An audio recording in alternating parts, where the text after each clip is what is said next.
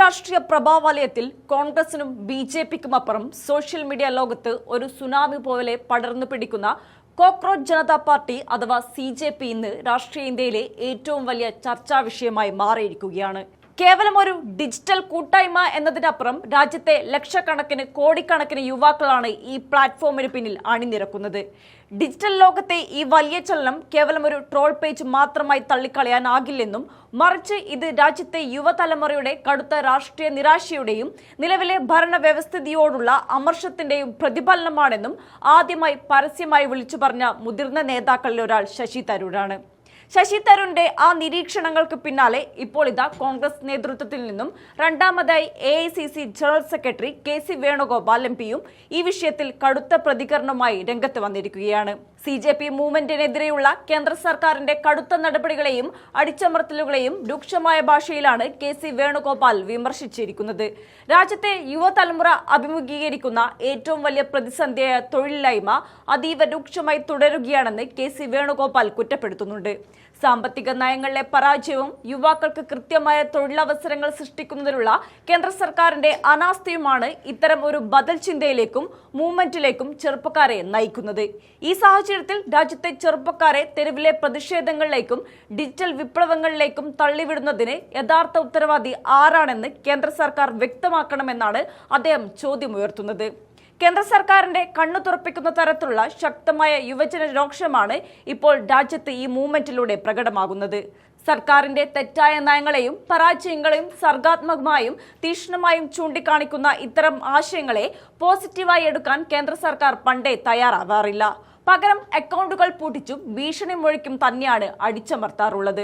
അതേ രീതി തന്നെയാണ് CJPക്കെതിരെയും BJP സർക്കാർ കൈക്കൊണ്ടിട്ടുള്ളത്. അതേസമയം CJP മൂവ്മെന്റിനെ കേവലം ഭരണകൂട ശക്തി ഉപയോഗിച്ച് അടിച്ചമർത്താനല്ല കേന്ദ്രം നോക്കേണ്ടതെന്ന് KC വേണുഗോപാലും ചൂണ്ടിക്കാണിക്കുന്നുണ്ട്. കേന്ദ്ര സർക്കാരിനെ സംബന്ധിച്ചിടത്തോളം ഈ മൂവ്മെന്റ് വലിയൊരു തലവേദനയായി മാറിക്കൊണ്ടിരിക്കുകയാണ്.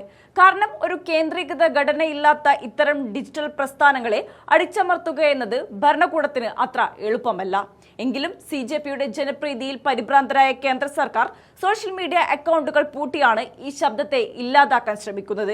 എന്നാൽ ഇത്തരം കരിനിയമങ്ങൾ കൊണ്ടോ ഭീഷണി കൊണ്ടോ ചെറുപ്പക്കാരുടെ ഉള്ളിലെ അമർഷത്തെ കെടുത്താൻ കഴിയില്ലെന്ന് KC വേണുഗോപാൽ ഓർമ്മിപ്പിക്കുന്നുണ്ട്. ഭരണകൂടം കൂടുതൽ കടുത്ത നടപടികളിലേക്കും നീങ്ങുന്തോറും ഈ മൂവ്മെന്റിനെ ജനപ്രീതി വർദ്ധിക്കുകയുള്ളൂ. യുവാക്കൾ ഉന്നയിക്കുന്ന കാതലായ ചോദ്യങ്ങൾക്ക് കൃത്യമായ മറുപടി നൽകുകയും അവർക്ക് സുരക്ഷിതമായ ഒരു ഭാവി ഉറപ്പാക്കുകയുമാണ് സർക്കാർ ചെയ്യേണ്ടത്. അതേസമയം ഈ ഡിജിറ്റൽ സുനാമി രാജ്യത്തെ രാഷ്ട്രീയ സമവാക്യങ്ങളെ തന്നെ മാറ്റിമറിക്കാൻ പോകുന്ന ഒന്നാണെന്ന തിരിച്ചറിവ് കോൺഗ്രസ് നേതൃത്വത്തിന് ഉണ്ടായി തുടങ്ങിയെന്നതിന്റെ തെളിവാണ് തരൂരിന്റെയും KCയുടെയും ഒക്കെ ഈ പ്രതികരണങ്ങൾ. യുവാക്കൾക്ക് കൃത്യമായ ബദലുകൾ നൽകാൻ കോൺഗ്രസിന് സാധിച്ചില്ലെങ്കിൽ അവർ സോഷ്യൽ മീഡിയയിലെ ഈ പുതിയ കൂട്ടായ്മയെ ഒരു രാഷ്ട്രീയ ശക്തിയായി മാറ്റുമെന്ന് തരൂരിന് നന്നായി അറിയാം. CJP പോലെയുള്ള പ്ലാറ്റ്ഫോമുകളെ നിരോധിക്കാൻ കേന്ദ്ര ഗവൺമെന്റ് നടത്തുന്ന നീക്കങ്ങളെ തരൂർ ശക്തമായി എതിർക്കുന്നതും ഡിജിറ്റൽ ഇടങ്ങളിലെ യുവാക്കളുടെ സ്വാതന്ത്ര്യത്തിന് വേണ്ടി സംസാരിക്കുന്നതും ഈ സാഹചര്യത്തിലാണ്. BJPയുടെ പരാജയപ്പെട്ട നയങ്ങൾക്കെതിരെ ഉയർന്നുവരുന്ന ഏത് ശബ്ദത്തെയും പിന്തുണയ്ക്കുക എന്ന തന്ത്രപരമായ സമീപനവും ഇതിന് പിന്നിലുണ്ട്. കൂടാതെ യുവാക്കളെ സമൂഹത്തിന്റെ പ്രശ്ന പ്രതിസന്ധിയുടെ മുഖ്യധാരയിലേക്ക് കൊണ്ടുവന്ന ഒരു നേതാവാണ് രാഹുൽ ഗാന്ധി. ആ രാഹുൽ ഗാന്ധിയുടെ ആശയങ്ങളാണ് കോക്രോച്ച് പാർട്ടിയും മുന്നോട്ട് വയ്ക്കുന്നത്. അവിടെ തരൂരും KCയും ഒക്കെ ഈ ആശയങ്ങളെ പിന്തുണയ്ക്കുമ്പോൾ വരാനിരിക്കുന്നത് ഒരു വലിയ രാഷ്ട്രീയ മാറ്റമാണ്.